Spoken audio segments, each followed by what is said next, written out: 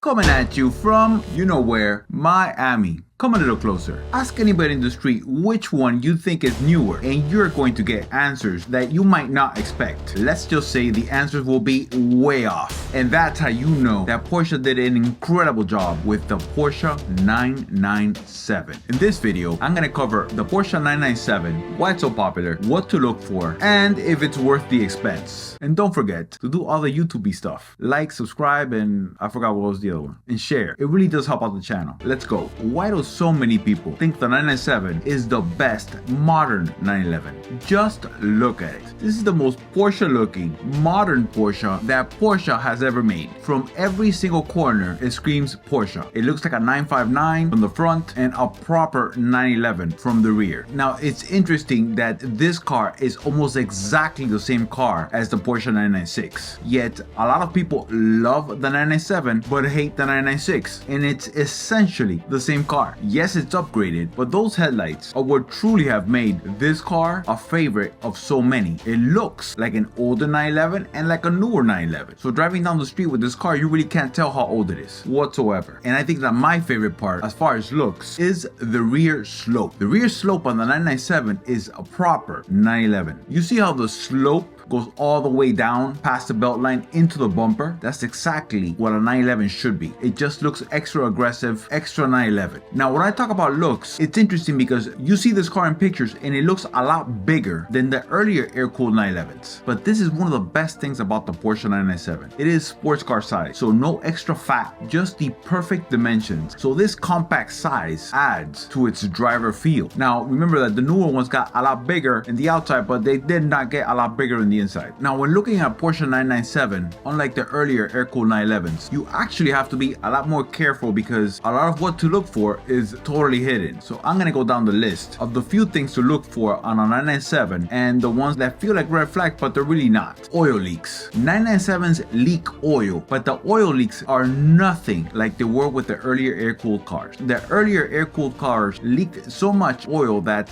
the smell that they give is part of the car's essence, which I kind of like, that kind of oil and rubber mixed smell. I love it. But on 997s, on a hot engine cover, when you pull it up, you should not smell any oil whatsoever. Now, what a lot of people don't know is that when they look under a 997, it usually looks perfect because those plastic panels that are on the car, they hide a multiple of sins. They hide dents in the chassis, overspray from a repainted car, and oil running completely under the entire car. A lot of them actually don't have under trays anymore. A lot of people just leave them off. But if they're missing, it's a huge indication of how much the owner cares about the car. If he didn't bother to put it back on, it's a red flag, and it means that the car needs extra inspection. Moving on to the next one. One of the ones that everybody loves to talk about is a bore scoring. Now, bore scoring on the M96 and M97 engines is very rare. It's also rare on the newer DFI motors. But you know how the internet is. The first red flag is a blackened tailpipe, usually on the driver's side. But if the car was detailed by a dealer, chances are that you won't see it there. The easiest way to find out if the car has bore scoring or anything that could be like that is to get a little bore scope just like this, and it's so simple, even a baby could do it. You pull out the spark plugs and you stick the little camera down the cylinder wall. A lot of them you could even see it on your phone. It's not a complicated thing. Now, a thing about bore scoring. I've seen cars with bore scoring that they keep driving. Year after year, nothing happens. The engine hasn't blown up, the owner is enjoying it, the owner's tracking it, the owner's going to events, they just keep driving. It's not a big deal. So eventually something's gonna happen to the motor, but 99.999% of the rebuilds that I'm seeing from bore scoring are with bore scoring that are very light. The car was driving perfectly and the mechanic recommended to have a full engine rebuild to get it addressed. Now, in most cases, the owner could have kept on driving for years. You will hear a ticking sound if there's issues with the bore scoring. You will hear it. Most owners are rebuilding these engines in a panic when the mechanic says, listen, your engine's bad and you need to go ahead and get it rebuilt. It's a tough call, especially because I know a lot of Porsche 997s that have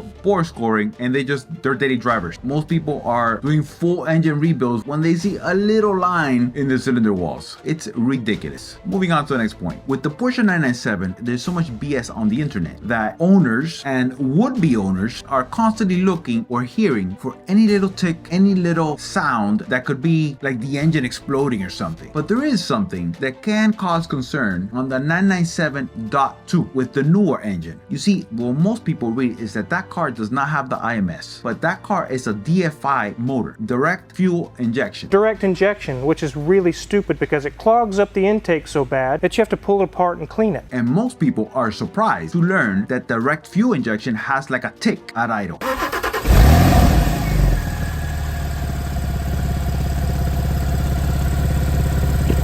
Like a tick. And it's not just the 997, it's all direct fuel injected cars. It's just that a lot of cars have a lot of insulation with the plastic covers to quiet down that sound. The 997 doesn't have that, so you can actually hear it from the outside when the car is idling. It's completely normal. That's just how the fuel injection is in that car. A lot of owners worry that the car is ticking because of bore scoring, and it's just the fuel injectors. If the injectors on that car are too loud, a solid exhaust system fixes most problems.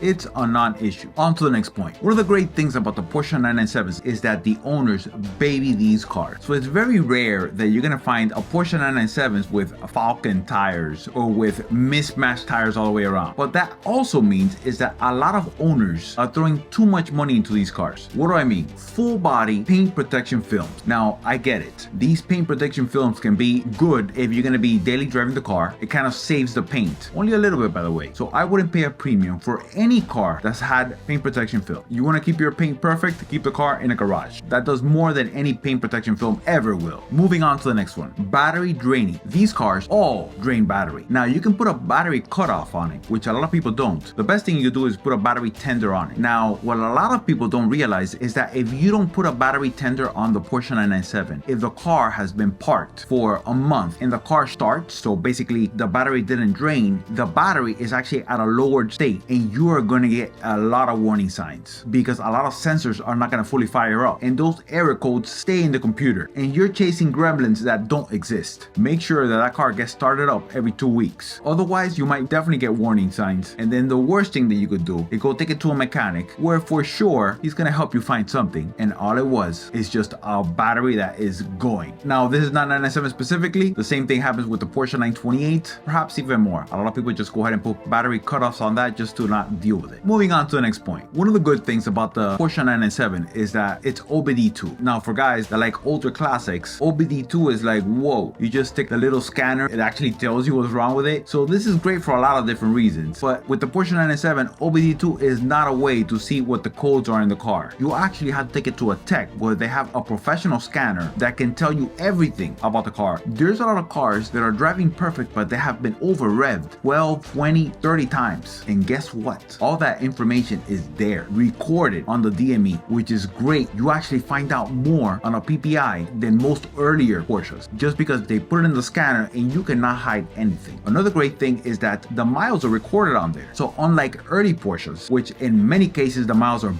because it's so easy to change the miles on those cars, on the newer 996 and 997s, everything is recorded in the computer. So on the Porsche 997 specifically, a pre-purchase inspection and a set of records is super important, just because you can't tell on that car just by looking at it. The best bet is to find a trusted mechanic that you know, develop a relationship before buying the car, because these cars are getting to such an age now that even if it was running perfect, it's gonna start having maintenance things that need to get done to it. Now, why is that so important? Because usually trouble cars are always trouble cars, and cars that never give trouble usually never give trouble. So for example, if a car doesn't have bore scoring at 90,000 miles, guess what? It's probably never gonna have bore scoring. If a car doesn't have IMS issues at 90,000 miles, guess what? It's probably never gonna have IMS issues. Now, as far as the deals, I've learned with 997s, what you're really shopping for is condition. You're shopping for the history of a car and if the car has been abused or neglected.